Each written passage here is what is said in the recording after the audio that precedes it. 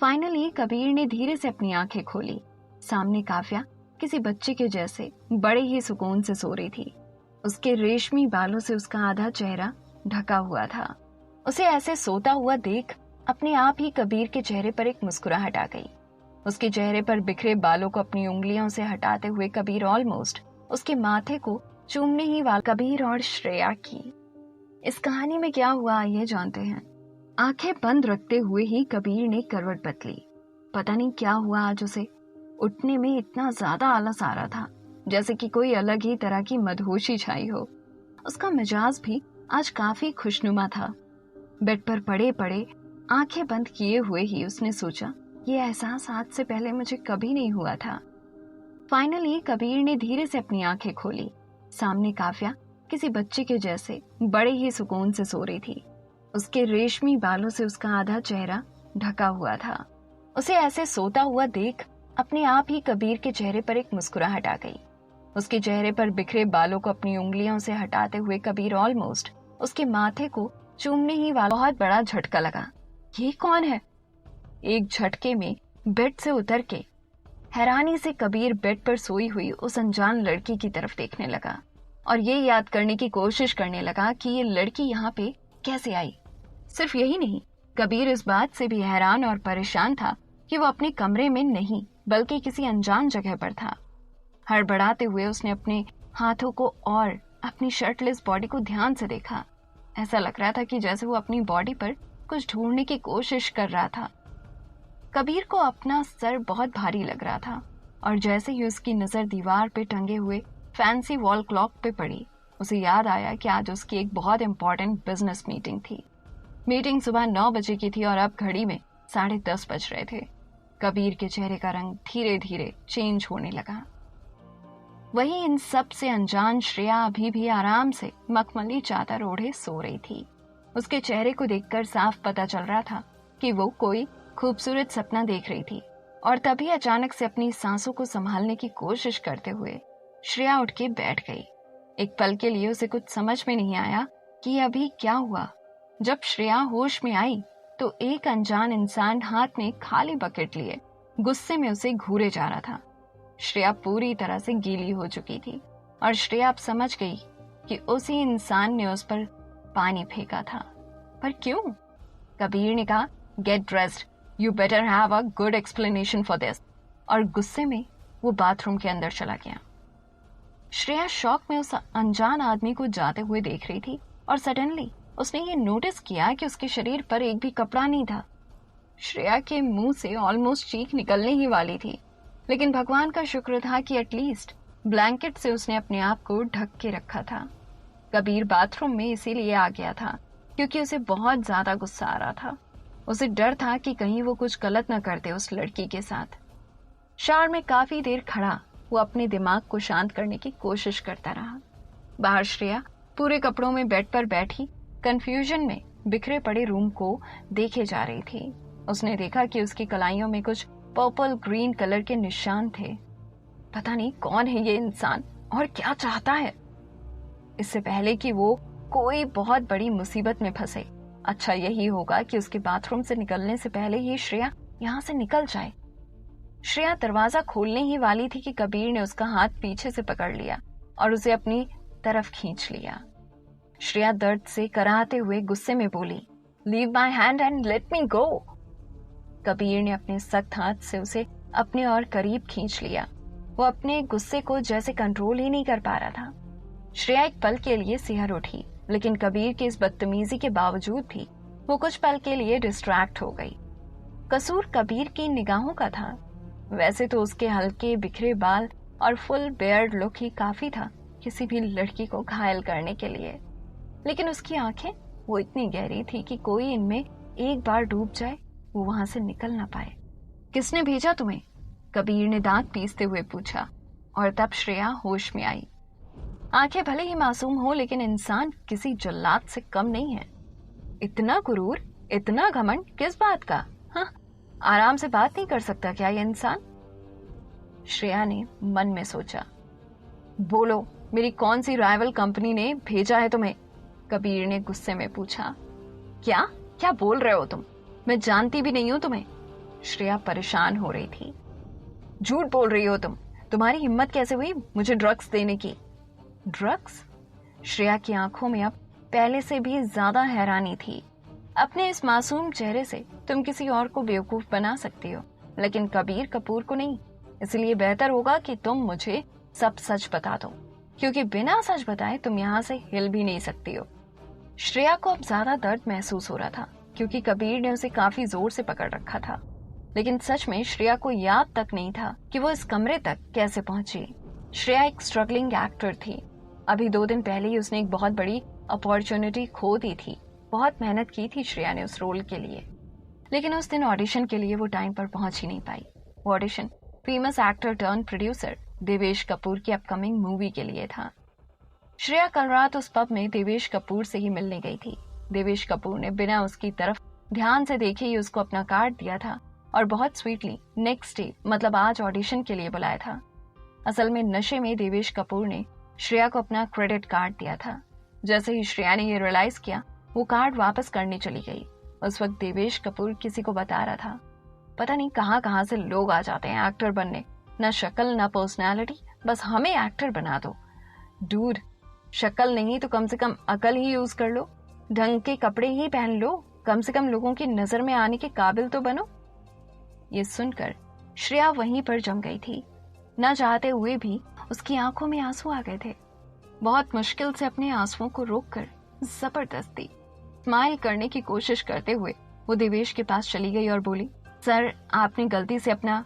लेकिन देवेश ने उसे अपनी बात कंप्लीट करने का मौका ही नहीं दिया और उस पर चिल्ला दिया, तुम स्ट्रगलर्स को बिल्कुल भी पेशेंस नहीं है ना? जब बोला है कि तुम्हारा कल सुबह ऑडिशन हो जाएगा तो हो जाएगा। एक पल के लिए पूरा पब शांत हो गया। सब श्रेया को ही देख रहे थे और श्रेया शर्म के मारे वहीं सिर झुकाए खड़ी रह गई। लेकिन देवेश कपूर चुप होने का नाम ही नहीं ले रहा था। जिल्लत और आंसुओं के साथ उसका कार्ड रख के श्रेया चुपचाप वहां से चली गई। पब के बैकयार्ड में अपनी किस्मत को कोस कोस के श्रेया रोए जा रही थी कि तभी किसी ने उसकी तरफ एक टिश्यू बॉक्स आगे किया।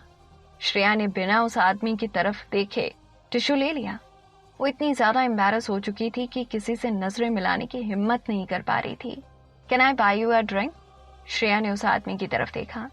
जैसे ही श्रेया को वो चेहरा याद आया, उसने जोर से कबीर के हाथों से अपना हाथ छुड़ाया और उसके कॉलर को पकड़ के उसे झंझोड़ते हुए पूछा, क्या मिलाया था तुमने मेरी ड्रिंक में? वो तुम ही थे ना? तुमने ही मुझे ड्रिंक ऑफर की थी। कबीर को याद आया, yes, this is the same girl.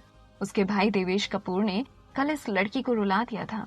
Kabir को बहुत बुरा लगा था जिस तरह से देवेश ने इस लड़की को बेइज्जत किया था, इसीलिए उसे ड्रिंक ऑफर की थी। कबीर को यह याद आया कि दोनों ड्रिंक कर रहे थे, पर उसके बाद क्या हुआ उसे याद नहीं आ रहा था। शायद गुस्से और फ्रस्ट्रेशन में वो क्लियरली कुछ सोच नहीं पा रहा था। तभी दरवाजे पे किसी ने नॉक किया। कबीर और श्रेया दोनों ने एक दूसरे को देखा और इससे पहले कि कबीर कुछ बोल पाता, श्रेया एकदम से दरवाजा खोलने के लिए भागी और एकदम से दरवाजा खोलते हुए कहा, प्लीज हेल्प मी, इस आदमी ने मुझे किडनैप किया है, ये आदमी पागल है, please please help me. Shreya की बातें सुन के कबीर को और भी गुस्सा आने लगा, लेकिन जैसे ही वो आगे आया वो शॉक्ड रह गया। दरवाजे पे एक स्टाइलिश सोफिस्टिकेटेड औरत खड़ी थी। मॉम? कबीर के मुंह से अपने आप निकल गया और श्रेया वहीं पर जम गई। अब उसे नहीं पता था कि उसे क्या करना चाहिए। कबीर की माँ कमरे के अंदर आई और सदमे में बिखरे हुए बेड और पूरे कमरे को देखने लगी।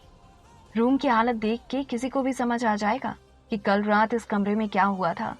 कबीर शर्म के मारे अपनी माँ की तरफ देख भी नहीं पा रहा था। वो जानता था कि उसकी माँ उसे लेके कितना प्राउड फील करती थी। ये सब देखकर तो उनका दिल ही टूट गया था। कबीर ने बिना नजरें मिलाए ही कहा, mom, I can explain everything. आप जैसा समझ रही हैं वैसा कुछ भी नहीं है। आप प्लीज अभी यहाँ से जाइए, मैं थोड़ी देर में घर आकर आपको सब समझाता हूँ। कविता कपूर के चेहरे पर कोई एक्सप्रेशन नहीं था। शायद शर्म और गुस्से में वो भूल गई थी कि उन्हें कैसे रिएक्ट करना चाहिए। धीमी आवाज में उन्होंने बाहर खड़े कबीर के मैनेजर रजत को बुलाया और कहा, इस लड़की को उसके घर छोड़ के आओ।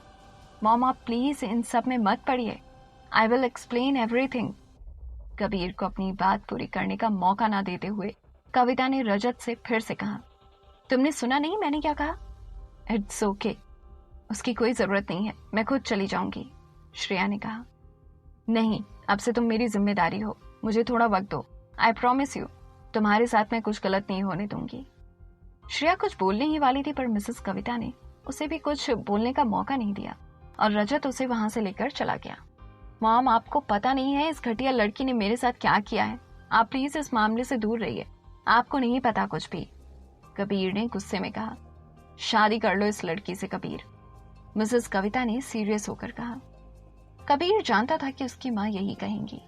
आपको अच्छे से पता है मॉम कि ऐसा कुछ भी नहीं होने वाला है, लेकिन मैं हैरान इस बात से हूँ कि आप अपने बेटे को नहीं, एक अनजान लड़की को सपोर्ट कर रही हैं जिसका नाम ठिकाना कुछ भी पता नहीं है। उसका नाम श्रेया है, 21 साल की है। वो सिंघानिया ग्रुप के सीईओ मिस्टर उदय सिंघानिया की नाजायज बेटी है। उसकी 2 बड़ी बहन और एक छोटा भाई है। उसकी माँ उसके बचपन में ही गुजर गई थी और उसके बाप को उसके होने या ना होने से कुछ ज्यादा फर्क नहीं पड़ता है। वो रहती तो सिंघानिया हाउस में ही है, लेकिन वहां के नौकरों से भी ज्यादा बदतर हाल में है। मिसेस कविता ने हल्की सी सांस ली और फिर कबीर से पूछा, और कुछ जानना है तुम्हें श्रेया के बारे में? मॉम, आपको पता है मैं उस लड़की से शादी नहीं करने वाला हूँ, और क्यों नहीं करूंगा आपको ये भी पता है। हाँ बिल्कुल पता है मुझे, काव्या की वजह से। हमेशा की तरह मैं तुम्हें आज भी बता रही हूँ, वो लड़की तुम्हारे लिए सही नहीं है बेटा, और ये तो तुम्हें भी पता है कि तुम्हारे और काव्या के बीच में कुछ नहीं हो सकता है। इतने सालों से तुम दोनों साथ में हो, लेकिन तुम उसे छू भी नहीं पाते हो। मॉम, दैट्स एनफ, कबीर ने उनकी बात बीच में काटते हुए कहा। लेकिन इस वक्त मिसेस कविता की आंखों में एक अलग ही चमक थी। वो गुस्से में बोली, no Kabir, that's not enough. क्या तुम्हें कुछ दिख नहीं रहा है? ये लड़की तुम्हारी बीमारी का इलाज है। मॉम, फॉर गॉड सेक, उस लड़की ने मेरी ड्रिंक में ड्रग्स मिलाया था, और ये कोई मामूली ड्रग्स नहीं था, कुछ बहुत ही स्ट्रांग था। मेरा सिर अभी भी भारी है बहुत, कबीर ने कहा। मिसेस कविता ने उसकी तरफ देखा और बोला, तुम्हें क्या लगता है बेटा, मैंने तुम पर कभी कोई ड्रग्स ट्राई नहीं किया था? पर कभी किसी ड्रग ने तुम पर कोई असर नहीं किया, हर बार मायूसी ही हाथ लगी। लेकिन आपका मुझे ड्रग्स देना और उसके ड्रग्स देने में बहुत फर्क है मॉम।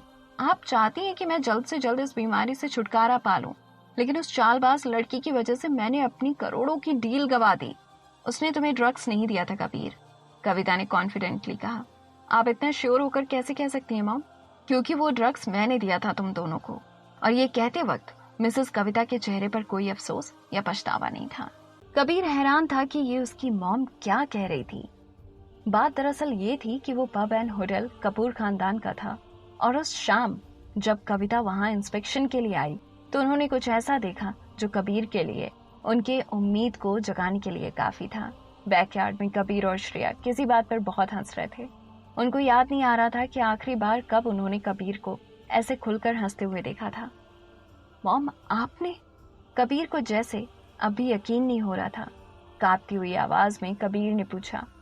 हाँ मैंने, अपने ख्यालों से बाहर निकलकर कविता ने जवाब दिया। आई नो मैंने बहुत गलत किया, खासकर उस लड़की के साथ, पर सच बोलूं तो अब मुझे इस बात का कोई अफसोस नहीं है। कविता कपूर की आंखों में नमी थी, लेकिन अपने बेटे की जिंदगी में आने वाली खुशियों के सपनों से उनकी आंखें चमक रही थी। कबीर भी अब एक नॉर्मल लाइफ जी पाएगा, उसकी भी फैमिली होगी,